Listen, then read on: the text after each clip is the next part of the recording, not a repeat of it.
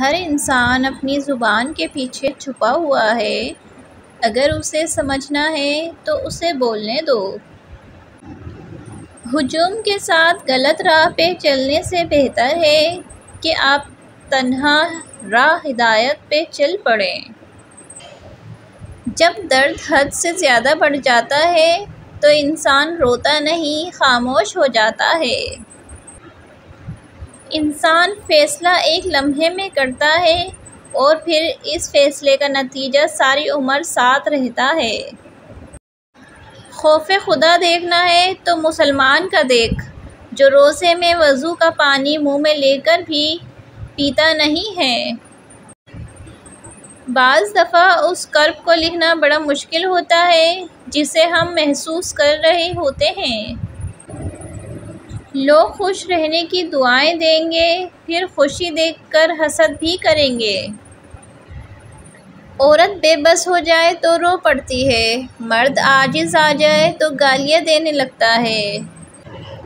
منزلیں ہمیشہ انہی کو ملتی تھی جو منزلوں کو تلاش کرتے ہیں۔ بیگانہ ہم نے تو نہیں کیا کسی کو اپنے سے، جس کا دل بھرتا گیا وہ چھوڑتا گیا۔ چیزیں ٹھیک ہو جاتی ہیں، وقت بدل جاتا ہے، لیکن ہم پہلے جیسے نہیں رہتے۔ کسی کا سکون ختم کرنے کا کفارہ نمازوں سے ادا نہیں ہوتا صاحب۔ بڑا غضب کا نظارہ ہے اس عجیب سی دنیا کا، لوگ سب کچھ بٹورنے میں لگے ہیں خالی ہاتھ جانے کے لیے۔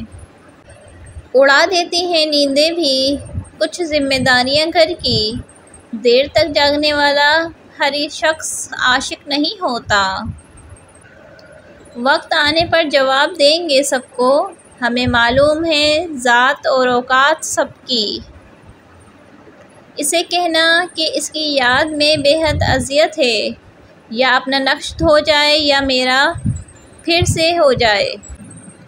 میرے وہم سے میرے گمان تک یہ مرحلہ وفا کا تھا، میری طلب سے میرے نصیب تک یہ معاملہ خدا کا تھا۔